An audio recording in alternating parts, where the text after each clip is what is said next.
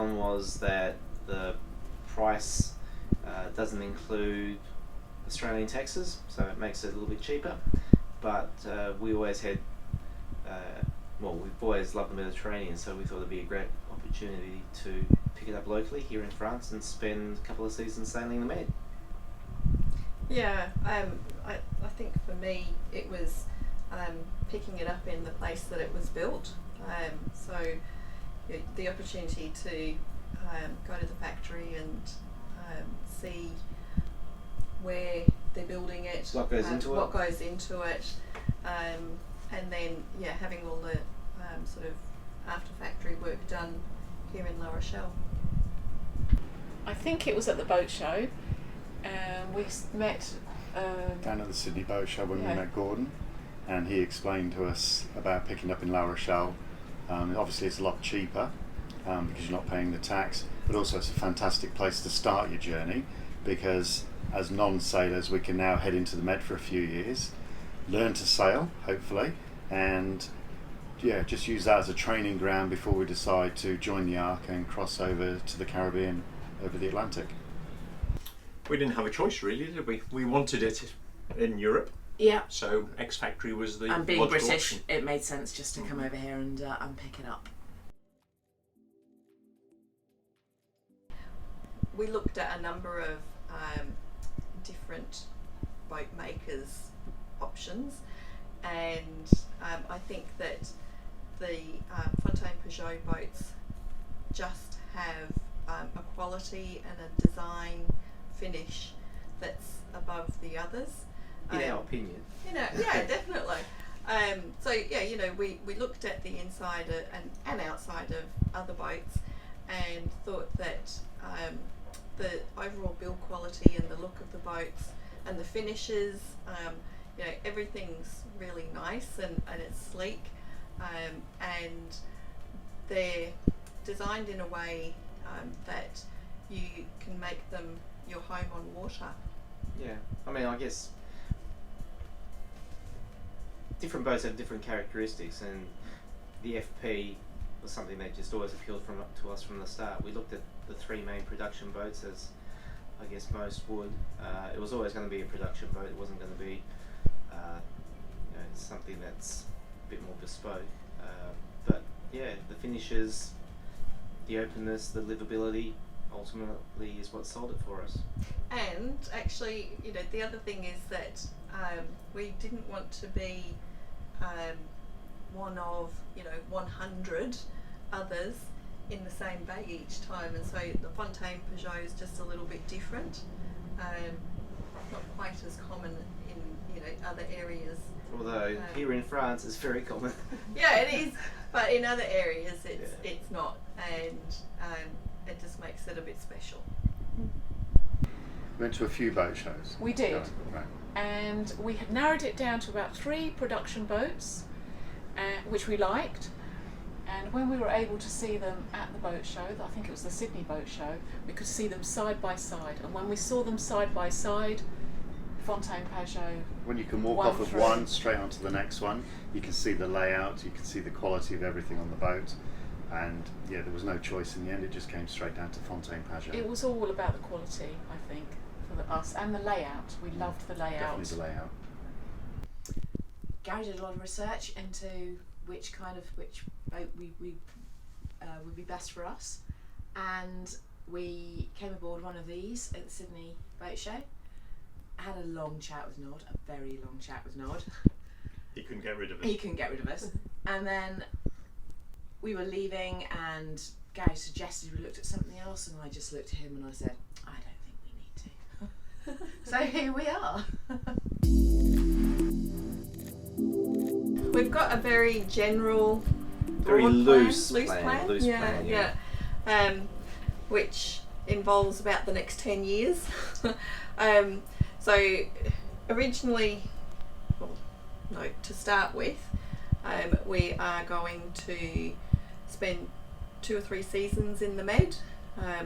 So we want to explore the Mediterranean as much as we can and get over to Morocco and some out of the way places, and then after that the plan is that we'll do an Atlantic crossing. So that'll be once we've got some more sailing experience. We'll do an Atlantic crossing and head to the US. Yeah, probably to the Caribbean, and then either go south, do a bit of South America, or head north up the east coast, and potentially back across through the Azores back to here in the Med. Yeah, we're not sort of planning to go back to Australia with the boat at all at the moment. After we've done all of those areas, I'd like to do Asia, and particularly around like Thailand and the Philippines, see what that's like as well. So our plans are for about 3 to 4 years in the Mediterranean, and then when we're happy with sailing and we are confident enough, or we think we're confident enough, we can go across the arc with the arc to the Caribbean, and eventually slowly make our way back through to Australia, through the Panama and across the South Pacific. That's the idea. That's the idea. We'll see how we go. Our son lives in Guernsey in the Channel Islands, so initially we're going to head north and go up to Guernsey, and that also ties in with fitting out the boat, because we've pre-positioned a lot of equipment in Guernsey, which is staying at his house, so we'll be picking up a lot of kit there. And then once all that's done, we'll head back down south following the coast and spend the winter in Morocco. Yeah, she's booked into Tangier for the winter.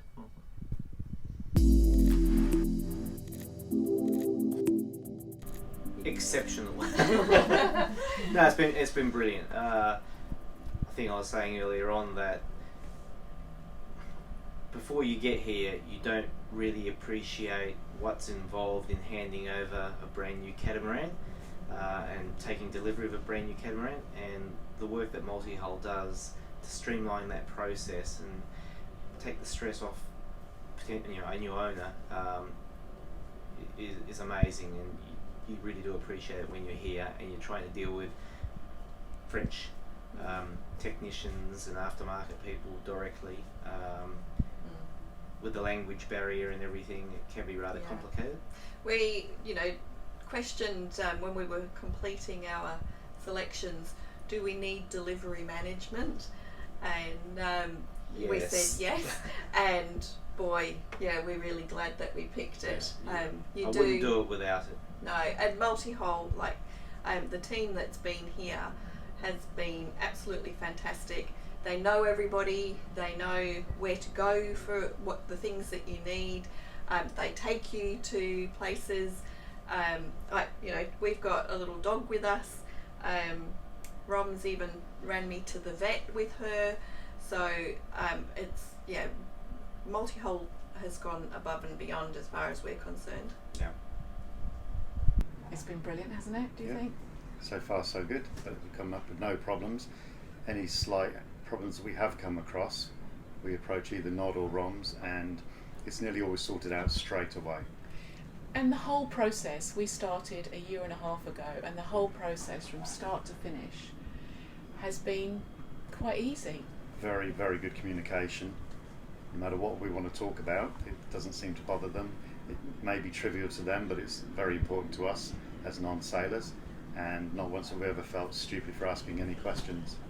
And getting here as well in La Rochelle, once we've got here, we feel looked after, very looked after. It's been great. It's been super. It's been great. The communication between Nod and Roms and ourselves since getting here, and you, Rachel, it's just been brilliant. And I don't think we wouldn't have had it any other way. The boat had just been delivered somewhere for us, none of this would have been quite the same. The whole being here and bits and pieces being done to the boat while we're here, getting used to it as well. It's been great, and the team have made it so much easier and more enjoyable than perhaps it could have been otherwise. So I think purchasing a boat is a rather different experience to buying anything else. Never before have we paid the full amount up front, not with something that potentially has spec changes. Trying to decide what radar have we got on the boat, and it always seemed to be spec changes.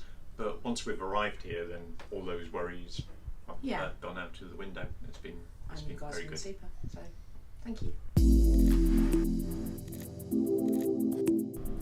Besides actually picking up the boat and moving on board, for us it's undoubtedly been meeting all of the other Australian owners that are here picking up their boats at the same time.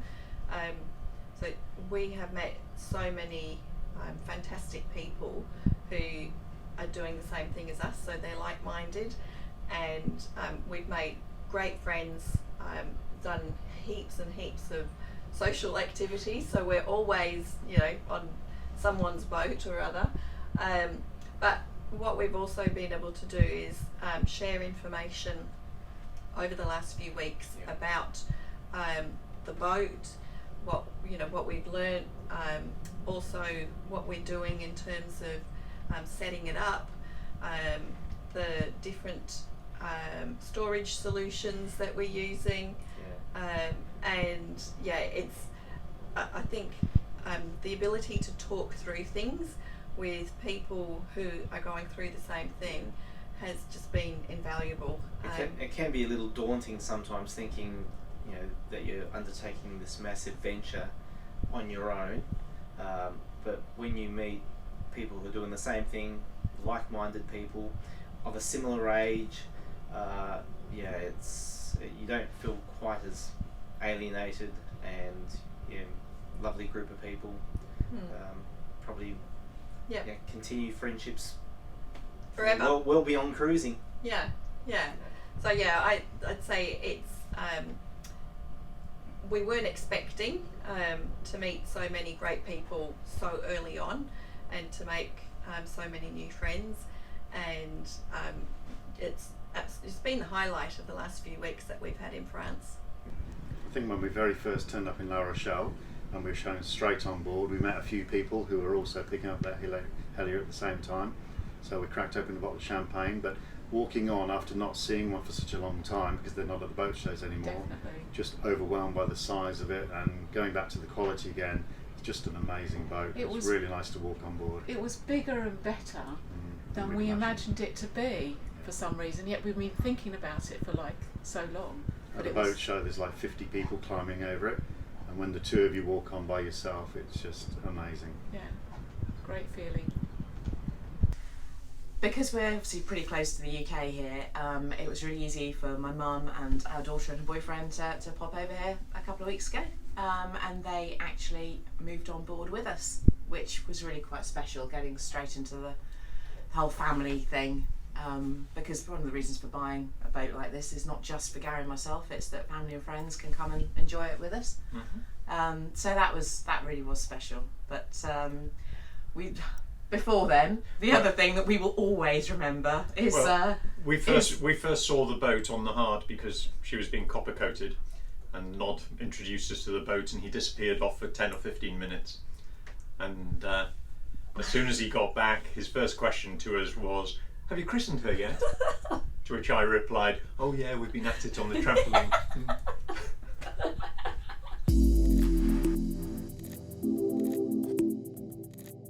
Tips and advice from my perspective, I'd like to consider myself a fairly handy guy, and I am rather frugal as well. So when I was looking at the various options for the boat, there were things like solar panels, water maker, which I thought, I can do that quite easily. So I took on quite a few big jobs, and in hindsight I didn't really appreciate how difficult some of those things would be. Just you're on a boat, it's not like working on land, you're on a boat, it's quite confined spaces.